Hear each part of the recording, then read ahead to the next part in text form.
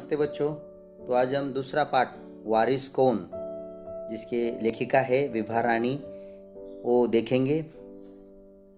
एक राजा था, उसकी 4 बेटियां थी।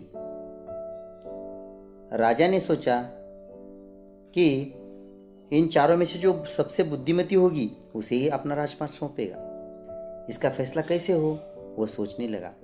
अंत में उसे एक उपाय सूझा।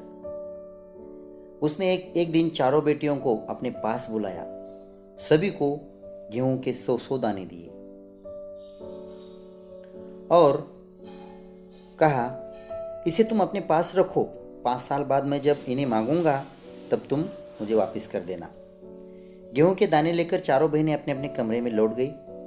बड़ी बहन ने उन दानों को खिड़की के बाहर फेंक दिया। उसने सोचा, आज से 5 साल बाद जब पिताजी को गेहूं के इन दानों को याद आएगी क्या? और जो याद भी रहा तो क्या हुआ, डार से लेकर दे दूंगी। दूसरी बहन ने उस दानों को चांदी की एक डिब्बी में डालकर उसे मखमल के थैले में बंद करके सुरक्षा से अपनी संदूकची में डाल दिया। सोचा, 5 साल बाद पिताजी ये दाने मांगेंगे तब उन्हें वापस कर दूंगी। तीसरी बहन बस सोचती रह गई, इसका क्या करूं। चौथी और छोटी बहन जो थी वो तनिक बच्ची थी। शरारती करना उसे बहुत पसंद था। उसे गेहूं के बुने दाने भी बहुत पसंद थे। उसने दानों को बुनवाकर खा डाला और खेत में खेलने में मग्न हो गई।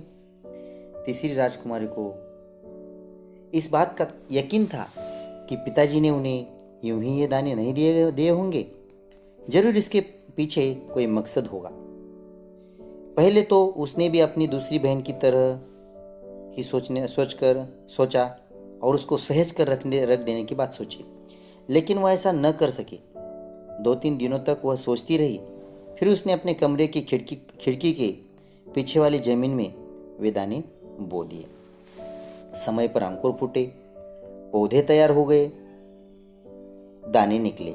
राजकुमारी ने तैयार फसल में से दाने निकाले और फिर से वो बो दिए। इस तरह 5 वर्षों में उसके पास ढेर सारा गेहूं तैयार हो गया। 5 साल बाद चारों बहनों को राजा ने बुलाया और इसको हम अगले भाग में देखेंगे कि 5 साल बाद अपने चारों लड़कियों को बुलाकर राजा ने क्या कह दिया होगा। धन्यवाद।